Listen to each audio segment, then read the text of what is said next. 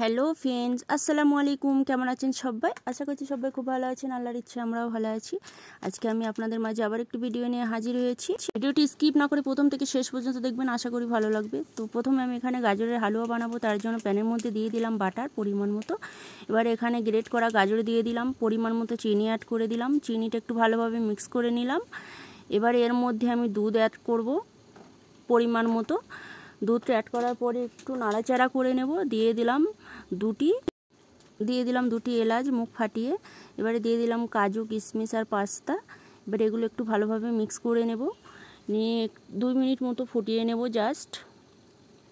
তো ফুটিয়ে নেওয়ার পরে এবারে আমি এটা নামিয়ে নেব। তো ব্যাস, আমার গাজরের হালুয়া একদম রেডি। আজকে দুপুরে বানাবো ভেজ পোলাও, তার জন্য প্যানের মধ্যে দিয়ে দিলাম তেল। এবারে এর মধ্যে আমি গাজর কুচি দিয়ে দিলাম।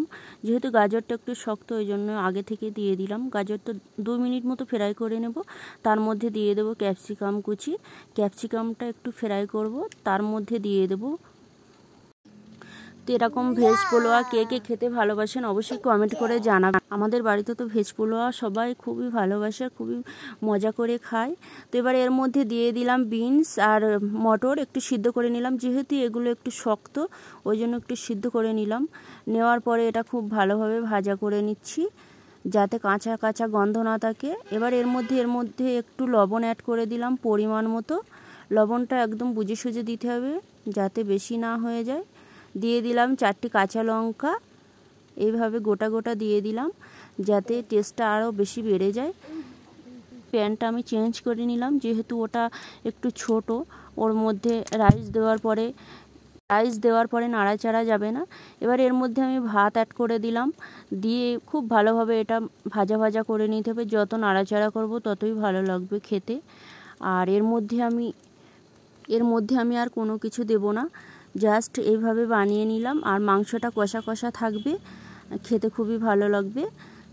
আপনারা চাইলে এর মধ্যে মাংসটাও কুচি কুচি করে মিক্স করে দিতে পারেন, বাট আমি দেইনি। আমি দিই অন্য সময় দিই, আজকে দিলাম না। আজকে মাংসটা অন্য রকমভাবে রান্না করেছি, একটু কষা কষা এর সঙ্গে খাওয়ার জন্য আলাদা রেখেছি, আজকে আর মিক্স করিনি। তো আপনারা চাইলে এর সঙ্গে মিক্স করে নিতে পারেন, বাট আজকে করলাম না আমি।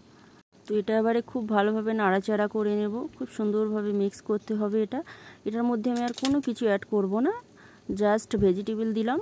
আর দুপুরে খাওয়া দাওয়া কমপ্লিট। এবারে মনে হলো একটু ঘুরতে যাব বাহিরে, তো কোথায় যাব? তো এখানে কাশ্মীরে একটা জায়গা আছে টিউলিপ গার্ডেন বলে, তো ওখানে গেলাম। ভাবলাম আপনাদের সঙ্গে একটু শেয়ার করি। তো আয়নের পাপাকে বললাম একটু ভিডিও বানাতে, ভিডিও বানিয়ে দিল। তো দেখুন আপনারা, এত সুন্দর জায়গা, এত সুন্দর, দেখলে জাস্ট মনটা একদমই ফ্রি হয়ে যাবে। এত সুন্দর জায়গা না দেখলে কেউ বিশ্বাস করতে পারবেন না।